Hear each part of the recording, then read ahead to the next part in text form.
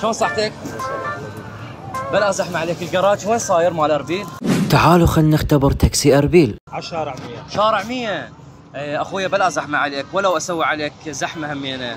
عادي حياتي اني اجيت من كركوك حبيبي هنا الاربيل واشتريت موبايل والفلوس مالتي ما اعرف حطيتها بالمحل، ما ادري نسيتها بالكافتريا. اي بلا زحمة عليك، اذا تقدر توصلني لحد الجراج حتى اطلع لاهلي الكركوك، بلا امرا عليك، وما اريد اسوي عليك زحمة وانت ما مشتغل.